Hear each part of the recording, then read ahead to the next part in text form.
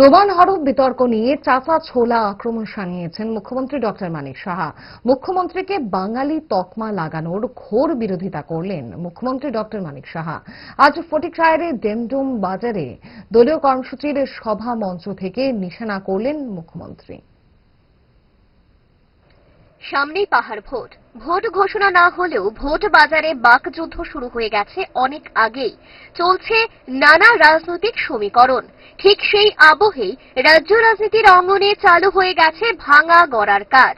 শিবির বদল চলছে প্রায় উৎসবের মেজাজে। আজ ফটিকরায়ের ডেমডুমে অনুষ্ঠিত হয়ে গেল বিজেপির আহ্বানে মেগা যোগদান পর্ব। যোগদান পর্বে মথার সংসার ভেঙে পদ্মবনে ভিড়েছেন 57 পরিবারের 215 জন ভোটার। নবাগত অতিথিদের স্বাগত জানাতে উপস্থিত ছিলেন খোদ মুখ্যমন্ত্রী ডক্টর মানিক সাহা। সঙ্গী ছিলেন রাজ্যের 2 মন্ত্রী টিঙ্কু রায় এবং সুধাংশু দাস। ছিলেন জনজাতি মোর্চার যুবা আইকন প্রদেশ বিজেপি সাধারণ সম্পাদক বিপিন দেববর্মা সহ অন্যান্যরা। সভায় প্রধান বক্তা হিসেবে রাজ্য প্রশাসনের অন্যতম কর্তা ব্যক্তি মুখ্যমন্ত্রী মথা পরিচালিত এডিসি প্রশাসনের চূড়ান্ত সমালোচনা করেন।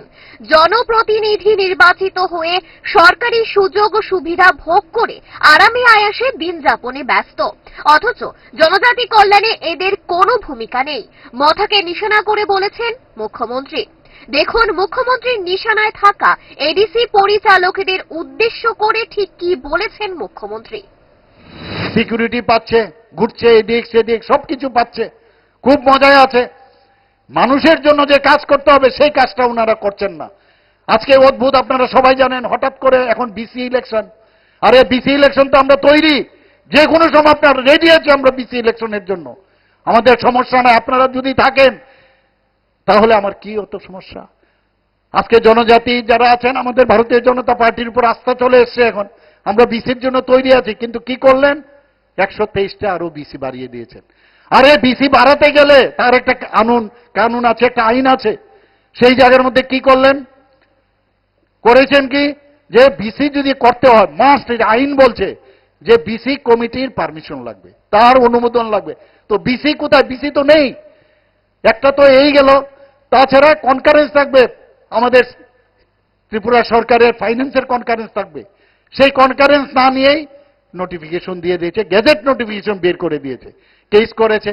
যখন হাইকোর্ট সুপ্রিম কোর্ট থেকে বললেন যে আপনারা তো এটা পারেন না, তড়িঘড়ি করে সেটাকে উইথড্র করলো। অদ্ভুত। তা আমরা যখন বললাম, ট্রাইবাল ওয়েলফেয়ার ডিপার্টমেন্ট থেকে বলছে আপনারা এটা পারেন না, না সেটাই করবে। রোমান হরফ বিতর্কে মুখ্যমন্ত্রীকে বাঙালি তকমা জুড়ে দেওয়া নিয়ে বেশ ক্ষেপেছেন মুখ্যমন্ত্রী ডক্টর মানিক সাহা। এই নিয়ে আজ ভরা জনসভার সভা মঞ্চে কড়া প্রতিক্রিয়া ছিল মুখ্যমন্ত্রী ডক্টর মানিক সাহার। বক্তব্যের বিরোধিতা করতে গিয়ে আলোচনায় টেনে এনেছেন রাজ্যের প্রয়াত উপজাতি মুখ্যমন্ত্রী দশরথ দেববর্মার নামও। দেখুন কি বলেছেন মুখ্যমন্ত্রী।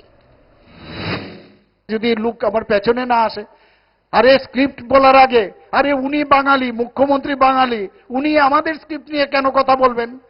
আরে তাহলে আপনাদের তো এই জনজাতি মুখ্যমন্ত্রী ছিলেন, দশরথ বাবু ছিলেন, তখন কেন স্ক্রিপ্টটা করনি ভাই?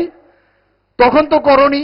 মুখ্যমন্ত্রী আবার বাঙালি, মুখ্যমন্ত্রী আবার মণিপুরি, মুখ্যমন্ত্রী আবার এসসি, মুখ্যমন্ত্রী ট্রাইবেল।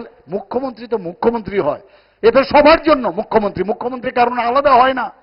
তো এই যে বিভ্রান্ত করার একটা চেষ্টা করছে যে মুখ্যমন্ত্রী ট্রাইবেল হলেই হবে, তোমার তো ট্রাইবেল মুখ্যমন্ত্রী ছিল, তখন করনি কেন? তো এই যে স্ট্যাটাস কিউ, আমরা অলরেডি বলেছি রোমান স্ক্রিপ্টেও ইচ্ছা করলে আপনি পরীক্ষা দিতে পারবেন, নো প্রবলেম। আমরা বাংলাতে যদি স্ক্রিপ্টে, এর মধ্যে আপনারা নিজেরা স্ক্রিপ্ট বানান। এখানে যে আমার পূর্ববর্তী বক্তা বলেছেন বিশিষ্ট শিক্ষাবিদ, এবার আমাদের এই সরকার আসার পর 2000 যে আমাদের সরকার আসার পর 2019 থেকে 2024 পর্যন্ত 7 জন বিশিষ্ট ব্যক্তি নাম বলেছেন আমার পূর্ববর্তী বক্তা। তাদেরকে আজকে এক নাগারে একসাথে, মানে এক নাগারে পরপর তাদেরকে পদ্মশ্রী দিয়ে, ভাবা যায় কোনোদিন, তাদেরকে সম্মান করেছেন। আর এইবারও আরেকজনকে দিলেন, নরেশবাবুকে দিলেন, অত্যন্ত বিদ্বান ব্যক্তি। এবং যেহেতু উনাকে দিয়েছেন, এই যে কতগুলো তাদের সাঙ্গপাঙ্গ আছে উনার এগেনস্টে পর্যন্ত থানসা বলেন, আর থানসাদের সবচেয়ে বেশি মারছেন ওনারা। জোট সঙ্গী মথার আচরণে বেজায় হতাশ মুখ্যমন্ত্রী। জোট সঙ্গীর এহেন রাজনৈতিক আচরণে যে বড় শরিকের মনকে খাদের কিনারায় নিয়ে গেছে তা গোপন রাখলেন না মুখ্যমন্ত্রী ডক্টর মানিক সাহা। তীব্র সমালোচনার পাশাপাশি হতাশার চিত্র ধরা পড়ল মুখ্যমন্ত্রীর বক্তব্যে। বললেন, অনেক বুঝিয়েছি, গিরগিটির মতো রং বদলে ফেলে ওরা। বসতে একরকম বলে, উঠতেই অন্যরকম কথা বলে বেড়ায়।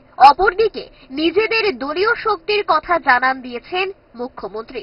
বলেছেন, ডাবল ইঞ্জিনের গতিকে রুদ্ধ করার ক্ষমতা নেই চক্রান্তকারীদের পেছনে ফেলে রকেট গতিতেই ছুটে যাবে গেরুয়া ব্রিগেডের ডাবল ইঞ্জিন। আজ হলফ করেই প্রকাশ্যে সভামঞ্চে জানিয়ে দিলেন সাফ রাজনৈতিক বার্তা। পাহাড় ভোটের সন্ধিক্ষণ যত এগিয়ে আসছে, গেরুয়া ব্রিগেড নিজেদের ক্ষমতা এবং শক্তিকে পাহাড়ে সংহত করতে মরিয়া চেষ্টা চালাচ্ছে। এখন দেখার বিষয়, শেষ হাসি ফুটে কার মুখে। Bureau report, Times 24 network.